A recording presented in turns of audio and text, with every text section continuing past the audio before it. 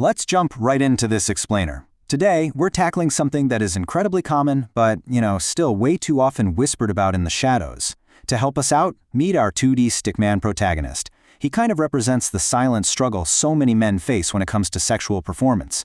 We're going to clear up the confusion between two very common conditions, break down exactly why they happen, and get you the straightforward facts. All right, let's dive in. Because the reality here, sexual dysfunctions absolutely impact lives. We're not just talking about a minor inconvenience in the bedroom.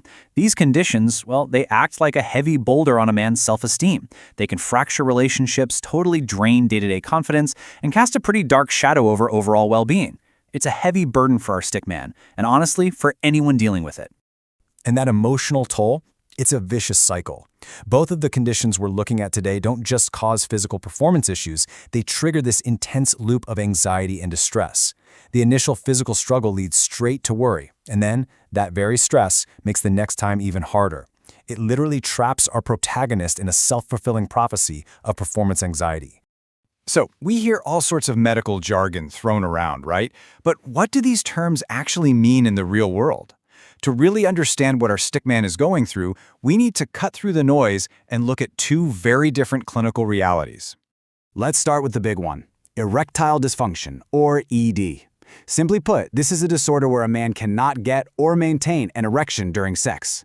At its core, it's a physical roadblock. It's a specific barrier that stops the physical state needed for intercourse from either starting in the first place or lasting long enough.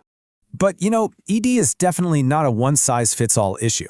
For some guys, it's just a temporary problem, a short-term hurdle from a super stressful month at work, or maybe just pure exhaustion. But for others, it can turn into a chronic condition tied to deeper physical issues. That's when it becomes a longer-term reality that needs some active management. So what does this look like in practice? Mostly, it shows up in a few key ways. You might face general erection problems where nothing happens at all. Or you might get softer erections that just lack the firmness needed. And then there are unreliable erections, which is incredibly frustrating, where you start fine but totally lose momentum halfway through.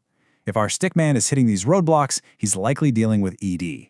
Which brings us to the obvious question. What's actually pulling the strings here? Why is our character facing this specific issue? Figuring out the root cause is absolutely crucial if we want to find a real solution. Well, ED can be triggered by a whole mix of mind and body factors. It could be totally psychological. Think stress and anxiety short-circuiting the brain signals. Or it can be purely physical.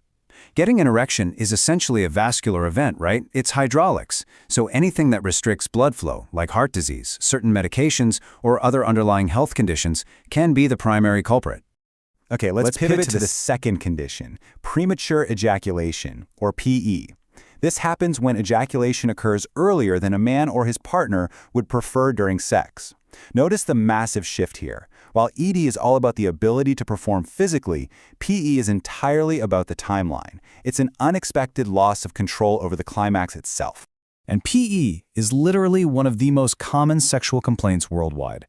You'll hear it called rapid ejaculating, premature climaxing, or early ejaculating. But no matter what clinical label you slap on it, the experience is exactly the same. A really frustrating loss of timing.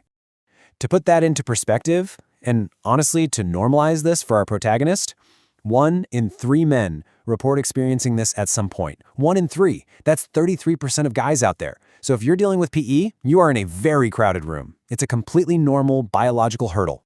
Now, even though both of these conditions end up in the same place, meaning they both cause a ton of distress and performance anxiety, they start from totally different places. It's so important to understand what sets the mechanics of these two dysfunctions apart. And this right here is the core of today's explainer. Think of erectile dysfunction as a physical roadblock, while premature ejaculation is a biological stopwatch running way too fast. One is a struggle to achieve or maintain the physical state, and the other is all about pacing, ejaculating much sooner than you want to. Nailing down this fundamental difference is a total game changer when you're looking for treatment.